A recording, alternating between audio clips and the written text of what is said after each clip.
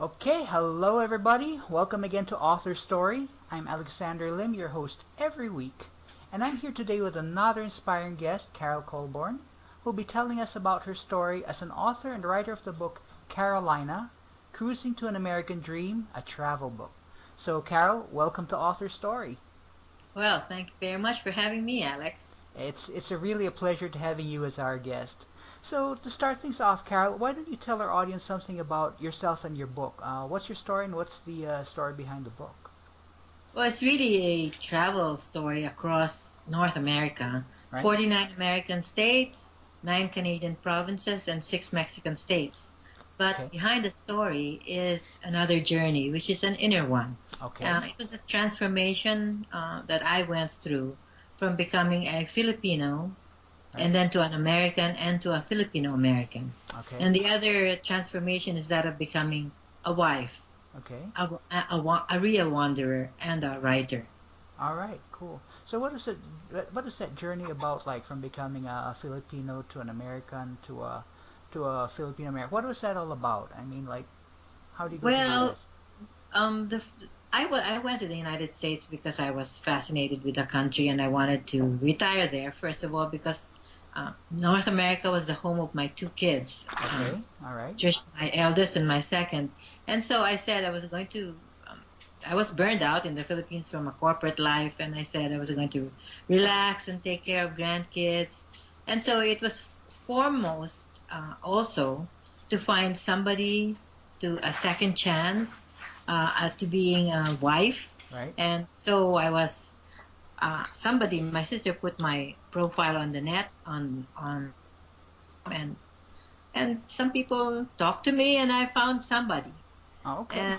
And this became really the foundation. But I found out through Right. the travels that I was getting to know about America, and one, at first, the kinship between the Philippines and the United States, and Right. even Canada, Okay. and even Mexico. That there Okay. was so much kinship, but there was also so much difference. So in the beginning I was feeling this appreciation towards America and its story and its people and its culture. Right. And I felt like I was becoming an American, and I felt an angst about what is this? Am I Okay. becoming less of a Filipino?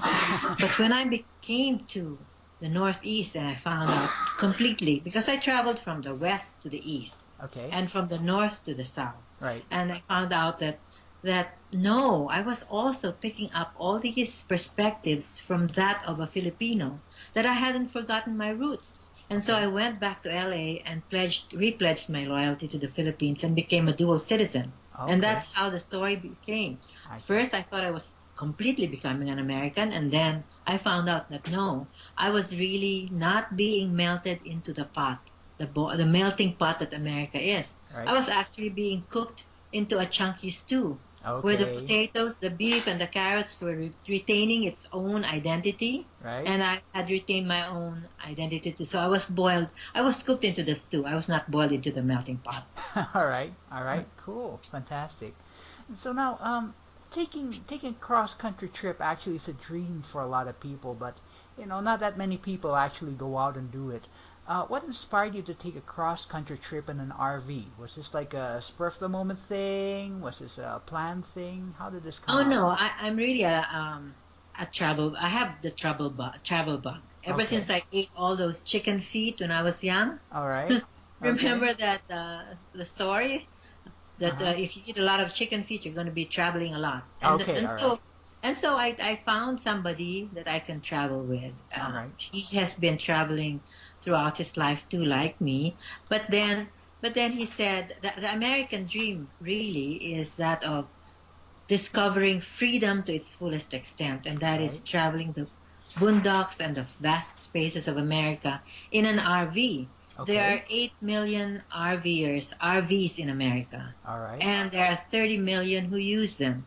Okay. And so it is not very uncommon in the United States, and actually even Australia and even Europe, but not in the Philippines. So Right. it was foreign to me, but it was suggested to me by my husband, and that he retired right after 6 months after we got married, and we said, Okay. how are we Okay. going to travel? So first, we were thinking of traveling the world by teaching English as a second language. All right. But then we said we really didn't want to work anymore. We didn't have to work anymore. All right. So he suggested first to go RVing until I got my citizenship, because every time we had to go to a country, I had to line up for a visa. Okay. But with an American passport, you don't even have to, except for a very few countries. Right. So we said that we were going to RV, and we loved it so much that it wasn't just 2 years, 1 or 2 years, it became 5 years. Wow, that is one heck of a road trip, I must say. Yes. That's pretty cool. That's pretty cool. So, who went along with you for the trip? I mean, I'm assuming your husband went with you. Who else came along? Dogs, Nobody cats? else. Nobody else. It's actually an RV, even with the 350 square feet that we have, is a very cozy space. Right. Yeah. It's As a matter of fact, some people say, in an RV, you don't have room to disagree. Okay. Okay. So it was just us. But there are some American families who go RVing, and that's the life they lead. All right. And they pick up jobs from different places. Oh, okay. Yes, they're transients, and they pick up jobs, and then they bring their kids with them, and every single kid is homeschooled. All right. So see. it's been a way of life, and I think more and more people are doing it, Okay. because it's actually a balanced life of being driven and cruising at the same time. Nice. And that's what I actually am also espousing in this book, that I'm inspiring people to not be as driven as I was before. Okay. I mean, I was so driven before that I really didn't take good care. Maybe I left everything to the care of yayas, but then I didn't really have this very deep personal relationship with my children. So Right. having a balanced life like this, being, drive if you must, Right. but cruise whenever you can. That is a slogan that I now tell everybody as I write and autograph the books that they buy from me. That's what I say. All right. Well, Drive if you must, but cruise whenever you can. that's a great motto right there. All right. So you mentioned before that you were kind of driven. What were you before you went on this experience, or what? Oh my gosh. Well, the last job I held was a president CEO of Buy and Trade, which was the e-procurement hub of the Philippines at the time. All right. And before that, I was managing director of SAP in the Philippines. Oh, SAP. Okay. Yes. And then before that, I was deputy commissioner of the Bureau of Internal Revenue, All right. that took care of automating the internal revenue system of the Philippines. Right. Right. And before that, I was general manager of Megalink, which is the ATM consortium of banks. Right. So you Yeah. were a very, very busy career woman then. Very, very busy. Yes, I was caught in this fast lane, and when the time came, I knew I had to get out of it fast. All right. What made you decide to get out of the rat race, so to speak? Was there a particular incident or a thought or something that made you realize I gotta do something else? There were actually two things. One was the professional life. I was becoming, well, I was 54 then. Okay. And the internet was coming of age, and everything was being driven 24/7. It Yeah. was becoming fast, and I thought, this is not good for a woman my age. And as a matter of fact, stress took a toll, and I became all of 101 pounds. Ooh, wow. If you see my pictures then, the last 1 or 2 years of my career, I was so thin. Yeah. I was scared. I really needed to stop. And the second one was my sister, and I don't know if you know her. She was an actress in the Philippines, Uh-huh. and she died of cancer very much alone. Hmm. She had an estranged. She was estranged from her husband for about a few years already, and then their only daughter, died of brain cancer. Ouch. So then a year after that, she herself found out she was in stage 4 cancer, and that Oh, was boy. really very difficult.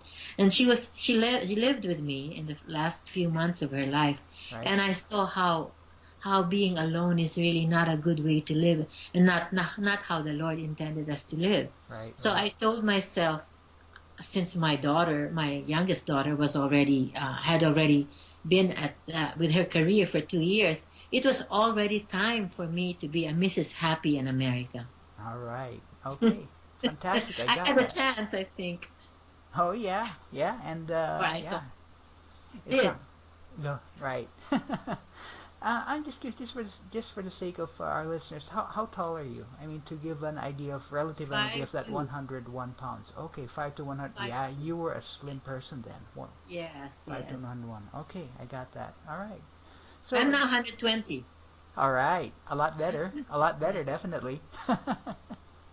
Okay, so how did you finance your trips? I mean, going on an RV. You mentioned that some people go to a place and they pick up a job and then they work and then they move on, Uh, stuff like that. Was that the way you financed your trip?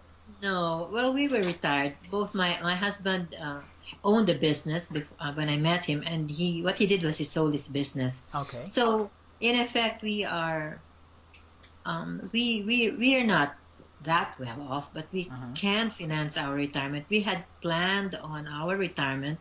Oh, We that's had great. savings and investments. Oh, So fantastic. and yeah, so the beginning phase of our RVing was very expensive because gas is very expensive. Yes, yes. So traveling all those miles, but gas, for example, now has the price has gone lower, Okay. so it's not that expensive anymore. And besides, we didn't. There's a low road of RVing and there's a high road. There's RVs that are worth $4 million, three Right, million right. dollars, and then there are camping resorts that are worth hundreds of dollars a day. We are in the middle road. Okay. There are also campgrounds that are just worth nothing, or there are even campgrounds that are public Mm-hmm. that you can go to and that Yeah. have very little amenities. Okay. And then there are RVs that are used RVs that you can buy for $10,000 and it becomes a home. So it's not as expensive as everybody thinks. There's a whole range of options you can take, and Mm. we did the middle range of option. Okay. All right. Cool. I got that. Well, Hmm. that's a great way to spend the time traveling around and stuff like that. Yes, it was very great. Right. So for you, what's the best thing about being able to travel the way you did? What's the best thing about that? The best thing I always say, you don't have to pack or unpack. Okay. You're Okay. bringing your home with you. All right. The- Yes, so everything that you need, you don't have to worry. You don't have to uh, worry that you forgot this or you Right. forgot that and you didn't bring this and you have to buy something else. Or Right. no, it's very convenient for me because we've also traveled in Europe. Right. We're now finished with North America, and actually we're now traveling Europe as our first continent that we want to completely cover. And Okay. we have been to 15 countries, and this year we're going to do a few more. So I think in about another 1 or 2 years, we're going to complete Europe. And we've traveled to 5 countries in Asia, and we want to complete Asia next, and then go Right. to other continents. Okay. Wow. So we've done all kinds, like cruising in a ship Okay. or renting a car, Right. Right. all these things. If there is an RV infrastructure in the country, we will definitely go RVing Hmm. because it is the most convenient for us. One, that as I said, you have everything with you, and Okay. second, you can cook your own meals. And everybody knows when you're older, you really have to be eating healthier foods, Right. and you can Right. really control what you eat and make sure they are healthy for you, customized for you if you cook your own meal. Right. Right. True. So that's the other big thing. And the third, of course, is that you can be where you want to be at a certain time. You All right. follow the sun. Uh huh. During winter, you're at south where it's warmer, and during Okay. summer, you're in the north where it's cooler. All right. So you are really it's a life that you want to have and that you can have. You can build for yourself everything that you need. And you don't have to clutter your life with a lot of things because an Right. RV is very small. Yes, you can't So carry you that much only stuff. really have essentials, and you really know about minimal living. Right. Okay. Got that. Cool. So it sounds like you really have been bitten by the RV bug right there. Now that we have finished North America, we are weaning ourselves away from it. Actually, Okay. the RV in Phoenix, Arizona, is our rest between trips. Okay. So, for example, now we've gone to Philippines and now Canada, and then Right. we go back there for a month, and then we go to Hawaii for a month, and then we go back for another month, and then we go to Europe again. Right. Okay. So it's become a cheap way, an inexpensive way of resting between trips. And so you have actually more funds to use for all your travel worldwide. Right. Right. All right. Cool. Fantastic. So my next question is actually the inverse of that question I just asked. What for you, in other words, what for you was, the worst part of the travel? Was it the long hours, sitting in your butt driving, or what was the worst part for you? The worst part, and all these things that I'm talking to you about, telling you, are all in the book, for example. And the Okay. worst part, there are actually two. All right. One is Okay. that you're away from family a lot. Okay. All right. Okay. So you are never really rooted in a place, Uh and huh. you're away from, and you don't develop, you're away from family, and you don't develop long-term friendships. Hmm. Yes, Okay. because they are your neighbors for a while, for 3 weeks, for example, and then Right. you leave them again. Okay. All Okay. right. And then the second is healthcare. Okay. Because you are not really rooted in a place, you Uh huh. don't have a family doctor who really consistently knows you and takes care of you. Ah. All right. So actually, we had a few health issues Okay. during those 5 years, Yes. and in effect, in the end, that was what taught us to be smarter travelers and not to do it full time. Right. Do it a lot, but not full time like we did. Hmm. All right. Okay. I got that. I got that. So, was there any particular incident or place where you went to, that really stands out? Something that made you think, "Wow, this is great. This is wonderful. Like this view's wonderful. This place wonderful." Was there any one really big Definitely. standout place? Yeah, very early during our trip when we were at the Arctic Circle. It was so difficult going to the Arctic Circle because the Mm-hmm. road is dirt gravel, and when All it right. rains, it's really mud packed. Uh huh. So when we did that, our RV was packed by mud to the roof, and cleaning it afterwards, we had to use very powerful washers Right. to clean the RV. So it was really, but when we got there, yeah, and even while getting there, Right. the alpine tundra is a world it's very different. They, because the trees get smaller and smaller, they become shrubs, and in the end, you only have the plant life that's there are lichens Right. Right. and fungi and things like that. But guess what? Hmm. Because we went there during fall, the colors were so, orange, the browns, the Right. yellows, the reds. It was like the whole earth was carpeted with these colors. Wow. The Nice. alpine tundra is like that, and I have a picture of that. That's so beautiful. It's something that I've never seen. But Okay. so we travel through the alpine tundra, and 5 minutes to take a picture of the little lakes and the wildlife that's Right. there. It's different. Okay? And but when we got to the Arctic Circle, for miles around, there was nobody, there was no plant, there was nothing, and there was this just arch that proclaims that special spot on Earth. Uh huh. And then there is a lone picnic table where we Okay. put our camera so Right. we can have our picture taken. But it was so cold. It was summer, Uh huh. it was so cold. The sun was blazing, but it was very biting cold, and there Right. was a breeze.